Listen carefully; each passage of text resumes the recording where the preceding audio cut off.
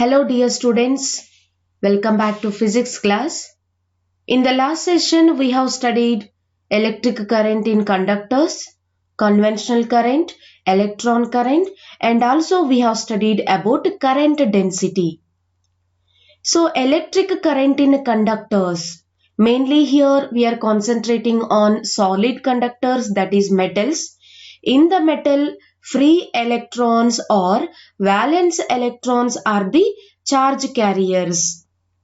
And then come to the conventional current and electron current. Conventional current and electron current both are equal in magnitude but opposite in direction. We know that in electron current, the charge is flowing from lower potential to higher potential. Means exactly opposite to the direction of electric field. And in conventional current, so we assume that the flow of charge takes place from higher potential to lower potential, that is positive terminal to negative terminal, which is along the direction of electric field. But generally we are going to consider, over the analysis of current electricity, we are going to consider conventional current, that is the flow of charge takes place from higher potential to lower potential, which is along the direction of electric field. So these concepts we have discussed in the last session.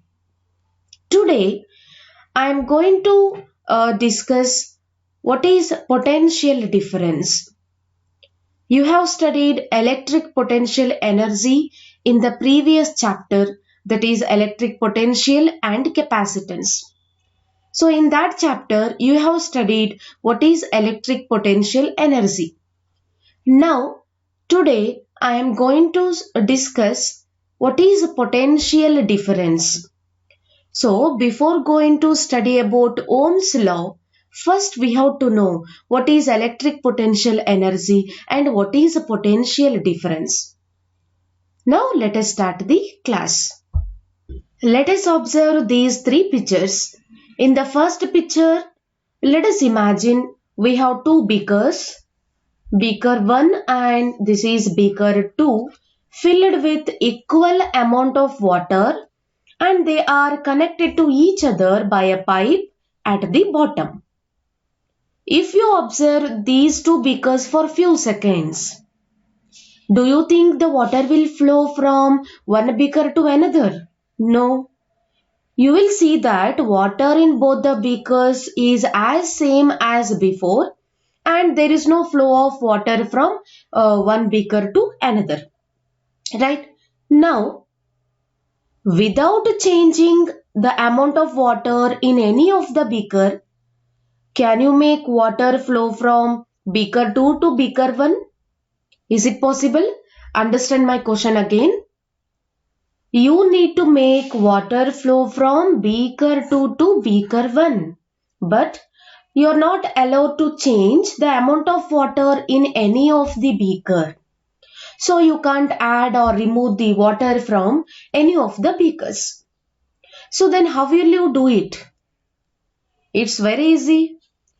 So here you can now observe the second picture. What we are doing here, one of the things you could do is to rise the height at which the second beaker kept.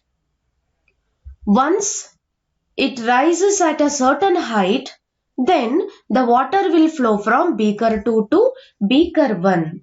So then what exactly happened here? So what was the factor that makes the water to flow from beaker 2 to beaker 1? So in simple term, the factor was height. Because of difference in the height, the water is flowing from beaker 2 to beaker 1. Right? So now you can observe the third picture. In the third picture, again I am going to consider two beakers, but here the quantity of water in beaker 2 is greater than a quantity of water in beaker 1. Now here also the water can flow from beaker 2 to beaker 1 because the quantity of water is greater here than beaker 1. So the water starts to flow from beaker 2 to beaker 1. So from all these three pictures, what we can understand? In the first picture, we considered two beakers filled with same quantity of water, so there is no flow of water. Both are in the equilibrium position. In the second example, to make the water to flow from beaker 2 to beaker 1, just we are increasing or just we are rising the height of beaker 2, so that if they are having same quantity of water, then also the water is flowing because of height difference. In the third picture, we considered two beakers containing different amount of water, so that water flow from higher level water to lower level until it reaches the equilibrium position.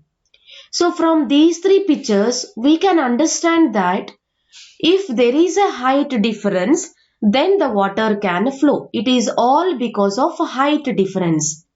In an exactly similar way, for electricity to flow, there has to be some factors. Just like here, higher potential to lower potential, how the water is flowing, in a similar way, the charges will flow from higher potential to lower potential. So higher potential means we are going to consider positive charges, positive terminal, and lower potential means negative terminal, so that the charges will flow from higher potential to lower potential or positive terminal to negative terminal, the charges will flow. Now, before we consider electric potential energy, let us revise gravitational potential energy. About gravitational potential energy, you have studied in class 11.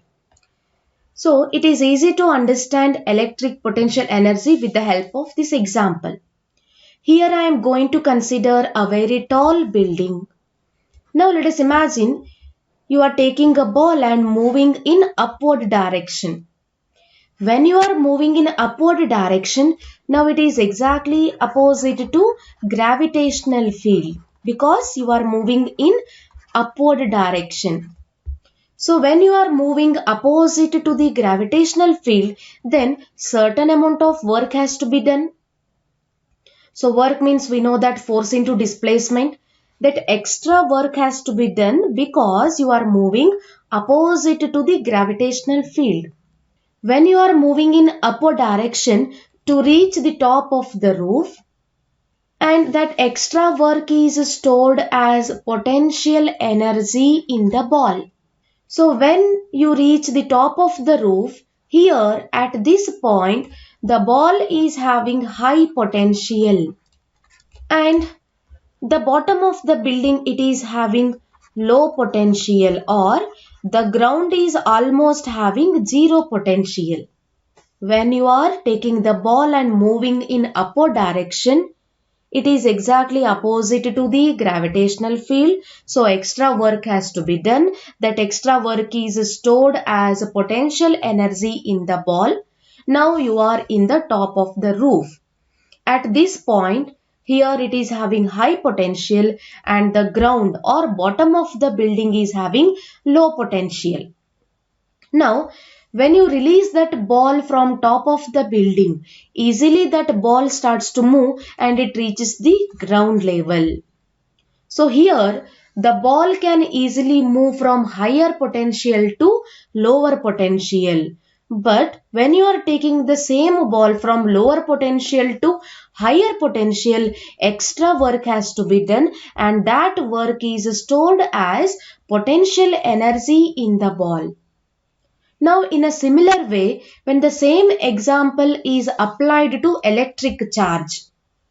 So here, instead of a ball, if I am going to take a charge, when we are taking that charge and moving opposite to the electric field, instead of gravitational field, if I am going to consider electric field.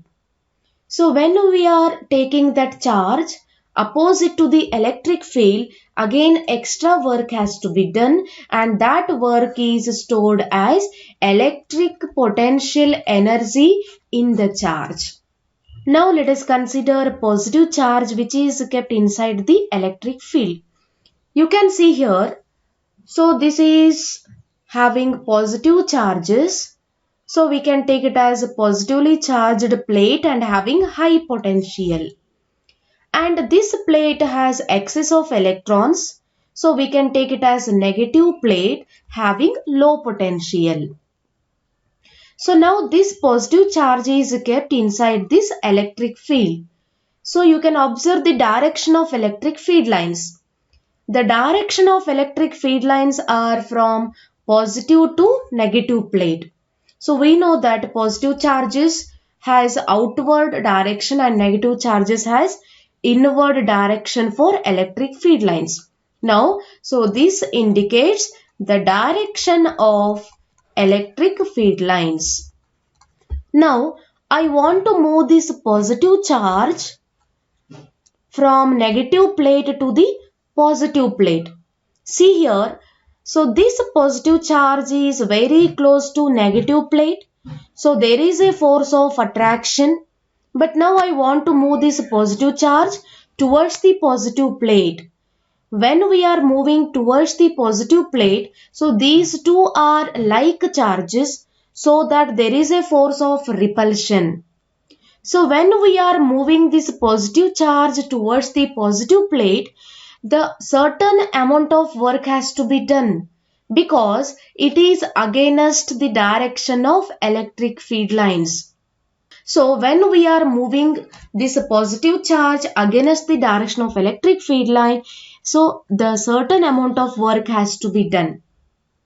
So that work is stored in the charge as potential energy. Is it clear? So now let us imagine I am going to take this positive charge here. By doing certain amount of work, now that positive charge reaches positive plate. Now this positive charge is kept very close to this positive plate. So here again these two are like charges. There is a force of repulsion. If I take that positive charge very close to the positive plate, there is a force of repulsion. You will notice that if I move this positive charge from negative plate to the positive plate, so here at this point I cannot leave this charge here, because the moment I leave the charge here, so this charge will immediately fall back down to the negative charge or negative plate, because there is a continuous force of repulsion from this positive plate. There is a force of repulsion. When I leave it here, immediately it will fall down. So, if I have to hold the charge near the positive plate, I have to do certain amount of work, because I am doing it against the electric field and there is a constant force of repulsion. So work needs to be done to hold the charge near the positive charge, and this work done is translated into potential energy of this positive charge. So then what is electric potential difference? That means, see here, if I am going to consider a charge, now if I want to move this positive charge towards the point A, the work has to be done. So extra work has to be done to move this positive charge towards the point A. So this work done to move the unit charge is called potential difference. Now let us observe this diagram here. So this is a copper wire which is connected to a bulb. So now do you think electricity will flow through it? So clearly not, it is not possible, because there is nothing that triggering it. So then what is the factor that triggers the flow of electricity? So that factor we can call it as potential difference. That means if this copper wire is connected to a battery, let us take This is positive terminal of the battery and this is negative terminal of the battery. When this copper wire is connected to battery means, so this will provide potential difference. So this is positive terminal and this is negative terminal. So I told you here, so this is positive terminal and this is negative terminal. Here when we consider positive charge which is close to the negative terminal, so the work has to be done here to move this charge from one point to the another point, that produces potential difference, so that electricity will be produced and the bulb will glow. So then potential difference is also called as voltage, which is denoted by V. Then how to define potential difference? See here, potential difference between any 2 points, that is given by work done per unit charge. That means certain amount of work has to be done to move unit positive charge from one point to the another point. The potential difference between 2 points of a conductor is defined as the amount of work done in moving unit positive charge from one point to the another. You can see this diagram here. So these are the 2 points of a conductor. So the amount of work is done in moving this unit positive charge from one point to another, and this is called potential difference, and potential difference is also called as voltage. So here if W is the work done in moving a charge Q from one point to another, then potential difference between the 2 points A and B is given by, see here potential difference is also called as voltage, which is denoted by the symbol V. So potential difference means we can write, so here this is from B to A. So we can write potential difference as VB minus VA equal to W divided by Q. Work done in moving a charge Q from one point to the another point. So the SI unit of work is joules and the SI unit of charge is coulomb. So the SI unit of potential difference is joule per coulomb or volt, or we can simply write capital V. So I told you potential difference is also called as voltage. Then how to measure voltage? So we can easily measure voltage using an instrument called voltmeter. You can observe this diagram. This is a voltmeter. So then what is voltmeter? A voltmeter is an instrument used for measuring electric potential difference between 2 points in an electric circuit. Whenever you want to measure potential difference or whenever you want to measure voltage, then you should connect that electric circuit to the voltmeter. So now you can observe there are 2 points here. One is positive terminal and another one is negative terminal. When that electric circuit is connected to voltmeter, so this instrument shows or it measures how much potential difference is produced in the given electric circuit. So then what is voltmeter? It is an instrument used for measuring potential difference between 2 points in an electric circuit. So potential difference is also called as voltage. So because here it was invented first by the physicist Alessandro Volta.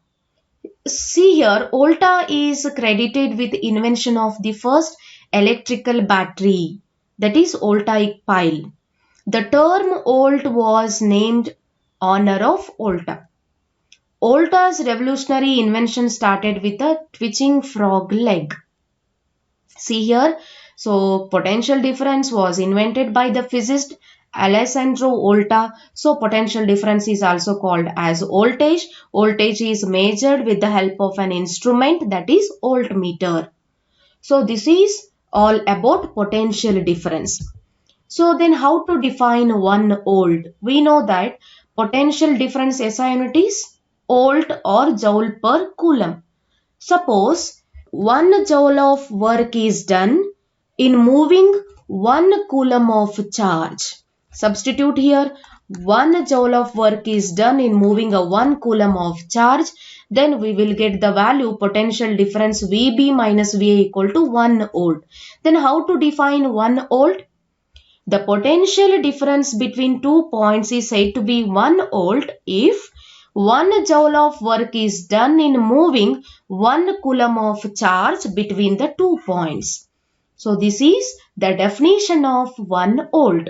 1 joule of work in moving 1 coulomb of charge. Then potential difference is a scalar quantity. So because potential difference is not having a particular direction, so it is having only magnitude, so that potential difference is a scalar quantity.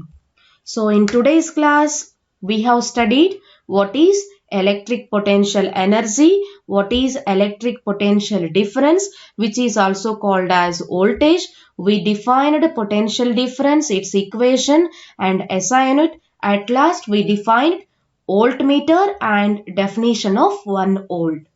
So in the next class we can study about Ohm's law.